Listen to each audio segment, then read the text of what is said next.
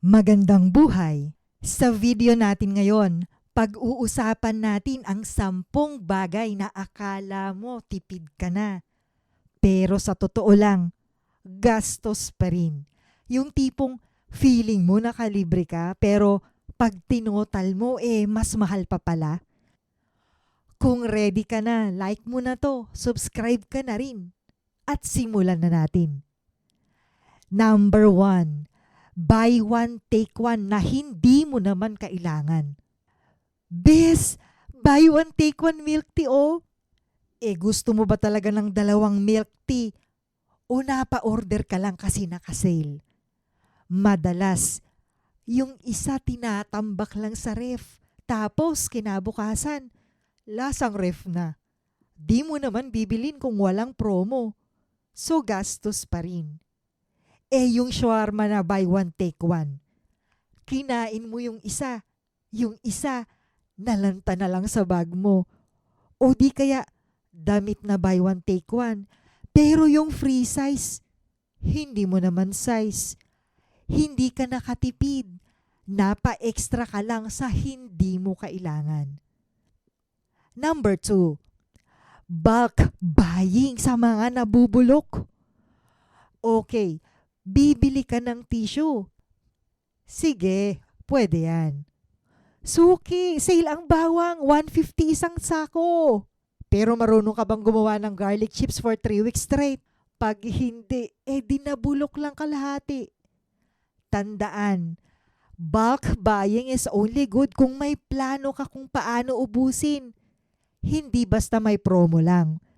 Meron kang proper storage at regular mong ginagamit. Bili ka ng 6 na tinapay. Expired na yung 4, sayang. O di kaya 12 yogurt cups na 4 lang naman talaga ang kaya mong ubusin. Hindi ka nakatipid. Nag-stock ka lang ng future basura. Number 3.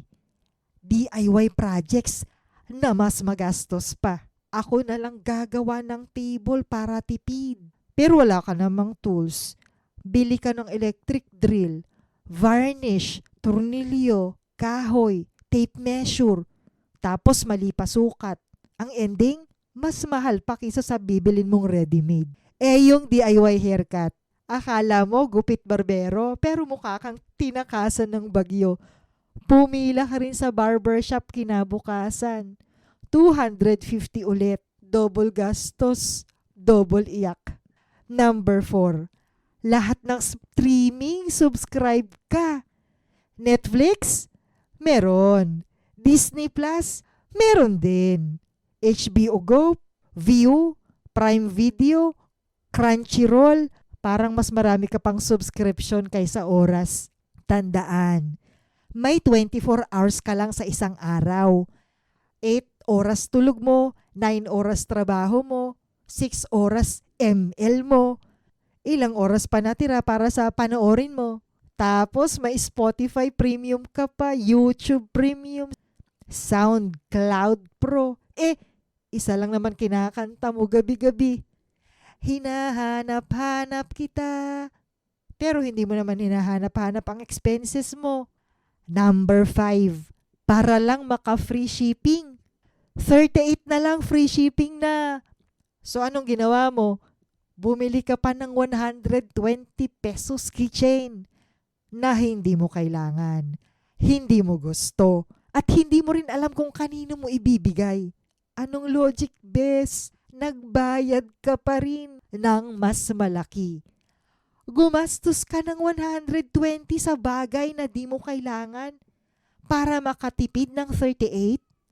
Ang tawag dyan, discount illusion. Tapos, may 1 peso deal per 99 peso minimum spend. So, bumili ka ng wall sticker, mystery pouch, at pagtanggal kalyo. Kahit wala ka namang kalyo. Di napaloko ka sa salitang free. Tandaan, shipping fee is fixed. Add-on deals are bait. Kung hindi mo talaga kailangan ang item na yon, kahit anong promo pa yan, gastos pa rin yan, hindi tipid. Mas okay pang bayaran mo ang 38 na delivery fee kaysa gumastos ng 120 pesos sa bagay na sa huli. Sa drawer mo lang matutulog. Ang tunay na wais, hindi nagpapauto sa voucher. Free shipping isn't free if you had to spend more just to unlock it.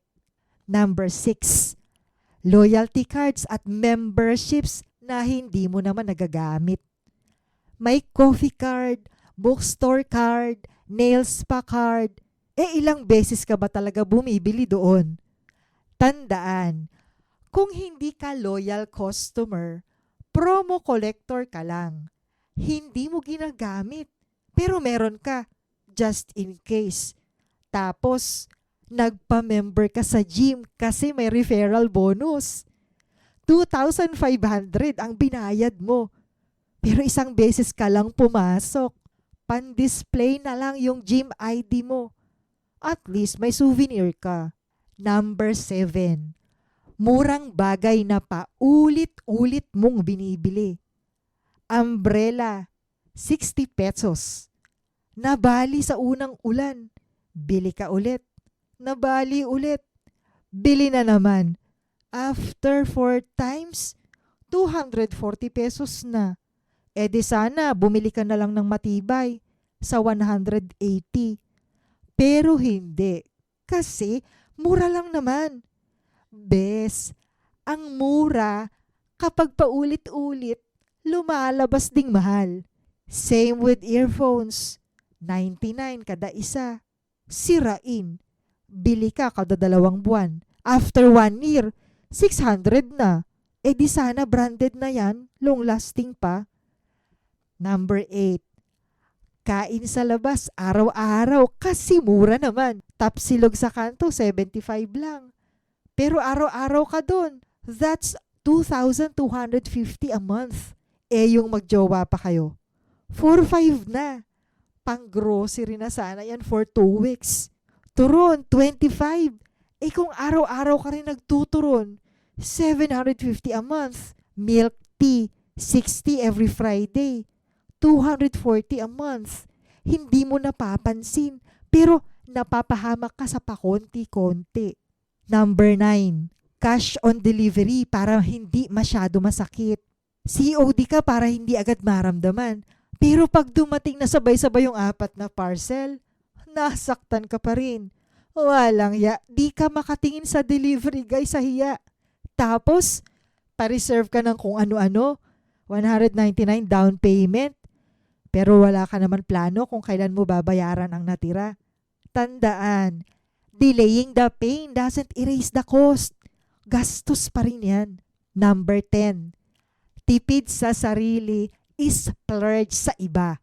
Okay lang sa akin na wala akong bagong shoes. Basta mabigyan ko yung inaanak ko ng bagong tablet. Oh, sweet. Pero bes, ikaw din, mahalin mo sarili mo. Hindi selfish ang magtabi para sa sarili. Hindi mo kailangan maging human foundation. Laging may pa-birthday ka sa opisina, pero lunch mo crackers lang. Di masyado mong sinasacrifice sarili mo. Para saan? Remember, you can't pour from an empty wallet. Hindi mo maibibigay yung wala ka. So, ayun na.